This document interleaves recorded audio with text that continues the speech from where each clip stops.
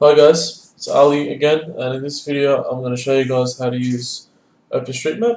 So adding, buildings, roads into this OpenStreetMap source, and then downloading that into 3ds Max to get your desired setting that you want to download. So I'll just quickly go to our current research project task. As you guys may remember from my previous videos, I mentioned it.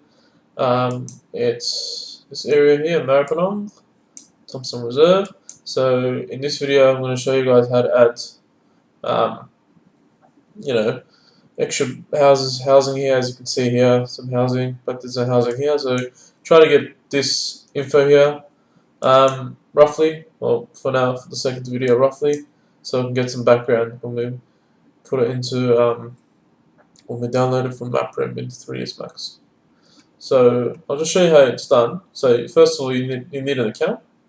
So make sure you got an account from here, and then go over to Edit. Click on Edit. It gives you the map, Google Maps. As you can see, there's like layering around. There's features on every part. Like this is a baseball field. I'm not sure if it is, but what is it? Looks more like a soccer field, but yeah. Anyway, it says baseball field, soccer field. So it gives you info on what that space is that someone has edited over time, and you've got other parameters and stuff you can edit from here. You can change the function and just talk about the surface a bit, and add some tags if you like, and yeah. What you can do is you can change it from here as well. So yeah, it's quite flexible. It makes you do a lot of things. So we're going to try to add a few features just for our surrounding area around our site. So maybe a few houses here and just a few extra other buildings around the site, and we're going to give that some volume as well, some heights. So as you can see, when you zoom in a little, you can see that someone's added, someone's traced out all these areas and added some data on it. As you can see, whoops, one was left on area. So click on one. It says this function name. You can set the number of levels for it. If it's 1 story, 2 story, it can be a very long process if you're gonna go and do it one by one. But yeah, it does look good if you get it as accurate as possible. But again, this is a surrounding site. You can set the meters, the heights in meters, and yeah. So as you can see, you've got it here, that over here. So we're going to try to add a few here now, just to show you guys how it's done, and you guys can do it in your own time. So as you can see, there's a house there. I'm tracing over it.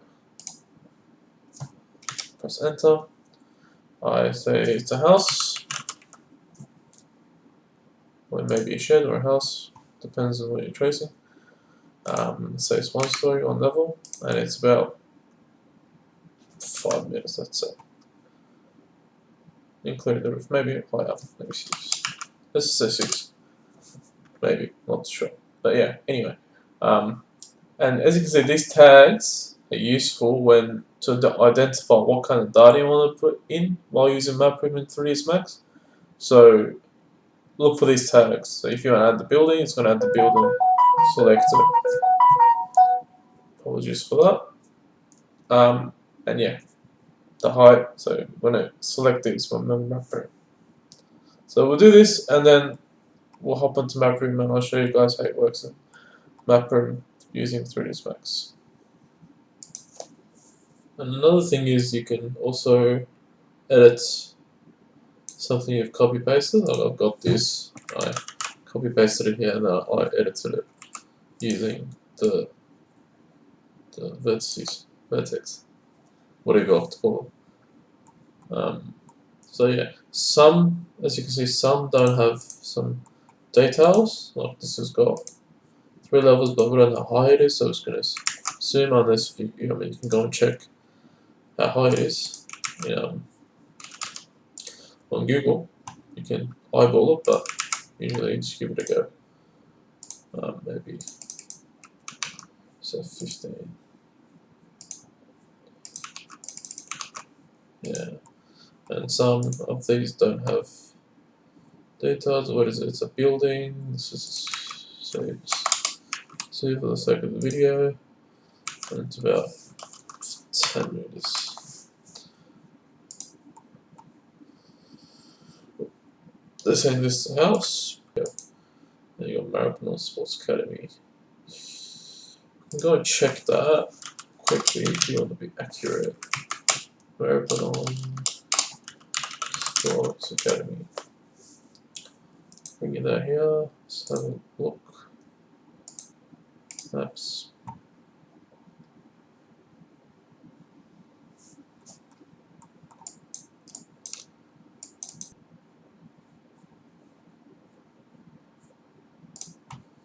So, Super Street. Yeah. Looks like a big building. Maybe those are not 1 but 2. I might change that. So yeah. Let's say it's 3. Let's just say it's 3. Okay. Let's go with 3 and say 15 meters. These are the parameters you can change if they don't have data on them, and then you can make someone review. Well, I'll definitely get someone to review my work, but yeah, you can get them to review. You got some warnings here for bike crosses, bike cycle. Shows you where exactly that happens. And after you're done with that,